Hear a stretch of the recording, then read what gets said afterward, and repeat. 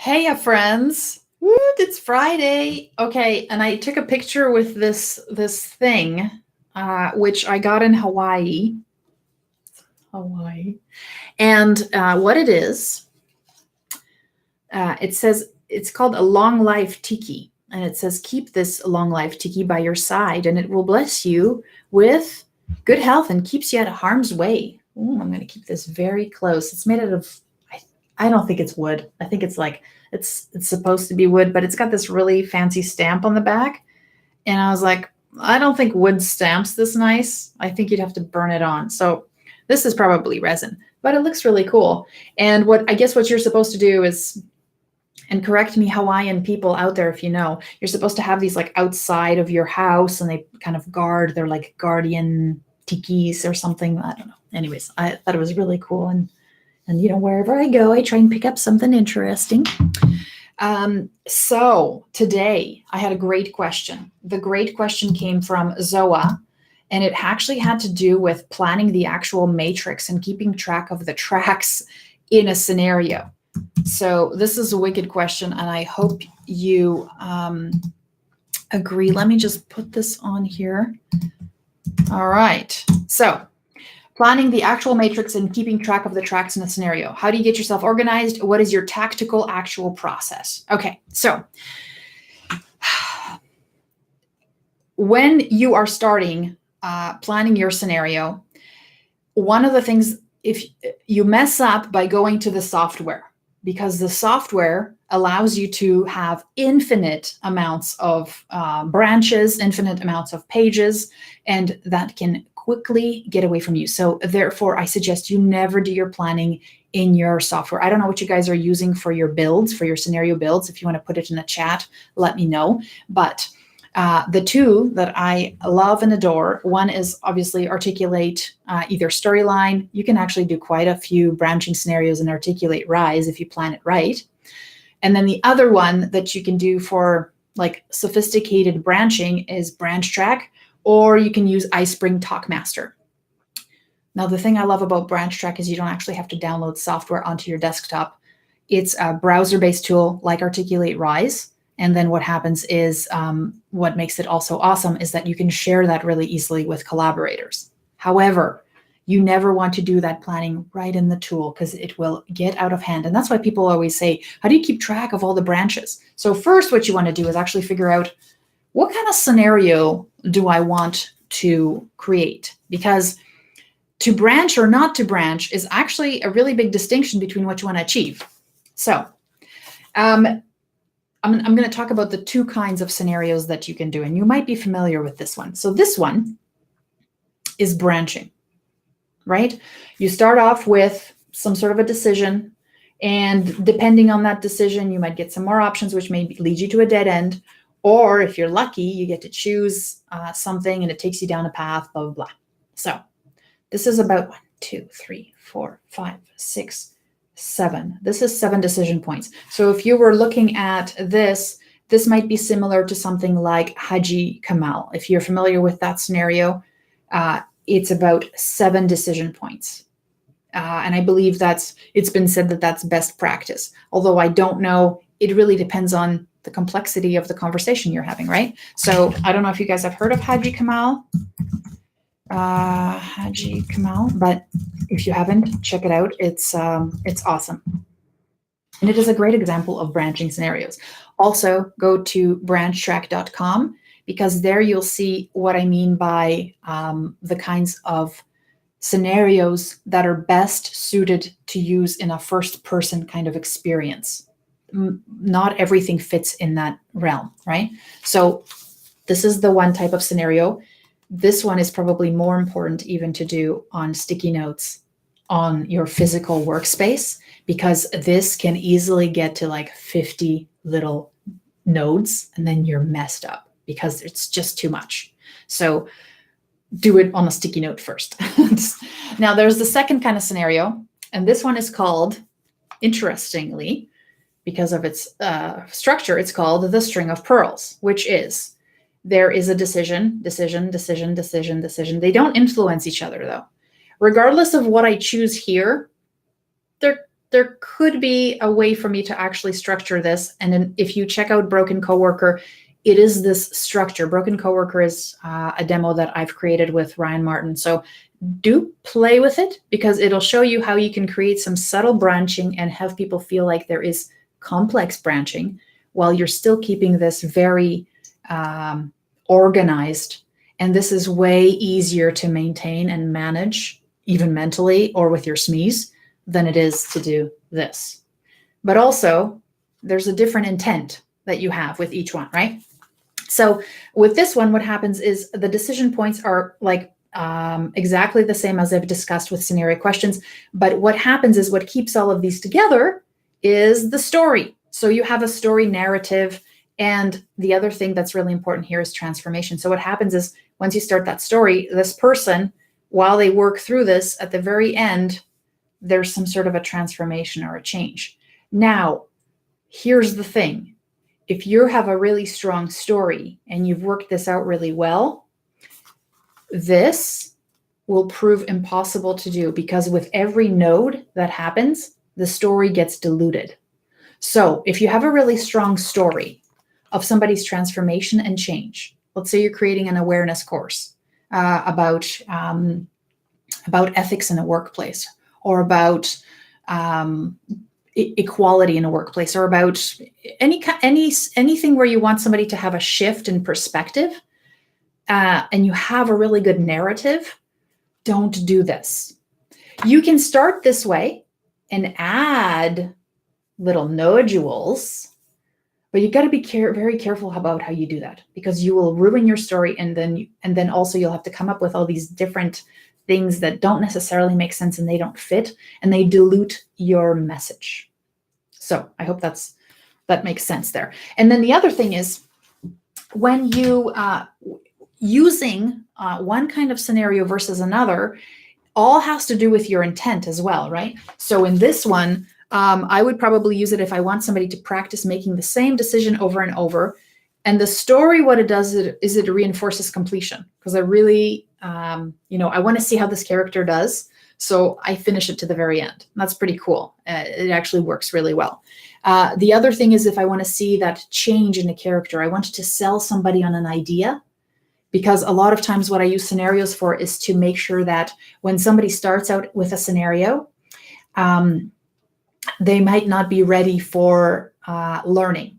They're just ready to figure out that they've got actually some gaps through these powerful questions that I'm asking in here. And so what happens is, at the very end, they're like, oh, wait a minute, I've got some gaps. I thought this was going to go differently, right? I've discovered I need some more. And that's when you get the learning ready. That's when you're like, you should check out module 2, because this, or hook up with this mentor, because here's somebody to help you. But basically what I've done is I've used the scenario to get them to that point where they're actually ready to take on learning. Because a lot of times people here think they already know everything, right? So the scenario is used to get them those aha moments, like, whoa, not there. Or I'm excited to learn more. I can see how this person's journey, blah, blah, blah, right? So that's part of it. This easily done on stickies, of course, right? I say do it on stickies because it helps you keep kind of the constraints of the scenario and builds out your perfect path. The thing with each sticky is it takes up physical space. And that then, it's like, I don't know if you guys have ever worked with branch track, or any kind of that kind of software, but what happens is you're working and you're in it, and all of a sudden you scale back and you're like, oh my God, there's 50 little stickies here, virtual stickies. Keeping track of them all is so hard. So that physical space helps you scale. And then the other piece is when we talk about these branching ones, this is a great scenario, and you really have to talk to an expert when you're doing this. Like, let's say you're designing a negotiating course. This is a great way to do this, right? Like, especially when you're having a first-person conversation, which is what branch track is set up to do. Basically, you are talking to a person and you're having a conversation. So that's a great place to practice negotiation skills. What's also awesome with branching scenarios is that you can take certain paths and teach people how, even if they've gone down the wrong way, that they could potentially, if they go about it the right way, go back and fix and remedy some of those things. So this in itself is, remember, I don't know if I showed you guys, if you haven't seen this video, but a couple of videos back, I showed you this framework, right? Which is, this is a single scenario conversation. So you've got the setup, the question, the options, and the consequences. In a branching scenario, what happens is you've kind of exploded it a little bit. And it's like this whole thing could end up being that one scenario. It's just got multiple levels. So one decision leads to another. It doesn't give you immediate consequences. In this kind of scenario, the consequence might not be evident to you until 3 or here. So the consequences are actually delayed a little bit because you're trying to figure things out and you're trying to see the long-term effect of things. So if your scenario or what you're trying to teach people, the task, is something that isn't conducive to showing a consequence right away, or it takes several kinds of decisions to unravel, like if the primary decisions that I make at the onset of a situation have impact 3 steps down the line, a branching scenario is an awesome way to showcase that. However, if you're able to show consequences very quickly, or your intent is to get to that punchiness of the consequence as soon as possible because you want people to be like, oh, okay, I guess there's more to this than I thought, then you want to use the string of pearls. So, and especially it's good if you want to do branching for somebody to explore a process, but not frustrate them too much by exploring that process, because branching scenarios can get kind of, they can get pretty intense. So I suggest you check out, there's a couple of really awesome branching scenarios about this kind of exploration and maybe negotiation process right on Branch Track, and they have demos. So check that out. And then if you want to see a really great example of a string of pearls model, then go to Broken Coworker, if you haven't already, .com. And yes, I think I spelled that right. So one of the things you'll find with Broken Coworker is it was a string of pearls. However, we had this set up here that every single one of these basically multiple choice questions encapsulated with a consequence. What happened is each one of these scored you. And if, let's say, by the time you got to the 3rd question here, if this score was really low, then we realized that you were kind of not getting the idea of what it means to be assertive. And you shouldn't go to the very end. We made you quit early. We made Sam quit early and say, do you want to try again with different path? Because we didn't want to reinforce, want to reinforce this passive behavior. So that's one way to kind of cause almost like branching, where if you add values to these, you can actually kick people out and say, you're not getting it.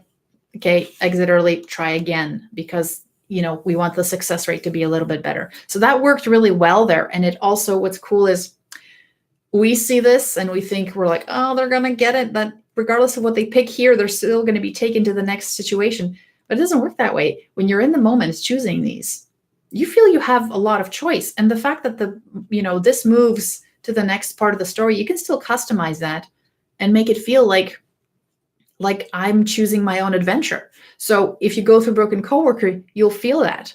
So, but really, when you think about it, the goal of a string of pearls type of scenario is to help somebody make difficult decisions in a safe place, see the consequences of the decisions, and maybe be exposed to the same kind of decision over and over again. 1, to maybe gain confidence, or 2, to realize they need some more help in it. And that's good, right? Those are good things.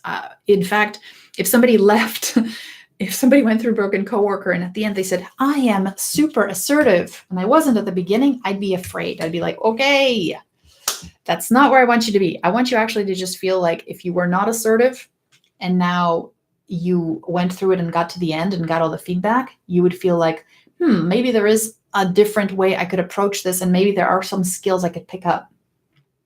Okay, what are those skills and where's the resource? So I hope that was helpful. Basically, all of that time that I spent talking, I suggest you go to sticky notes for sure, whiteboard. I've seen some amazing stuff planned on just a whiteboard and sticky notes. The other thing I suggest you check out is, if you're not already using it, is MindMap. It's a free plugin for Google, I think Sheets or Google Drive. It's quite wonderful, although it is, once again, a white canvas full of infinite possibilities. So maybe start and then move there. And then the other one that I love is Lucidchart. And yes, you have to pay for Lucidchart, but I think sometimes in our quest to get everything for free, we end up spending way more time trying to find free things to cobble together to meet our needs. Well, we could just spend like $20 and get what we need, and then, and then cancel the subscription. But sometimes investing in something, at least for 1 or 2 months while your project is on, so worth it. So I say, find the thing that you love, spend that money, and realize that you're saving that time and it's worth it. So if you have any other questions, please post them under the video. And I will be back on Monday. On the weekend, I'm recording my next podcast and probably launching another one of my awesome interviews. I have so many awesome interviews lined up for you guys. You are going to be so excited. Otherwise, have a wonderful weekend. And I hope you enjoyed this and found this useful. And if you did, by gosh, share it with a friend. Okay? Talk to you next time, friend. Bye.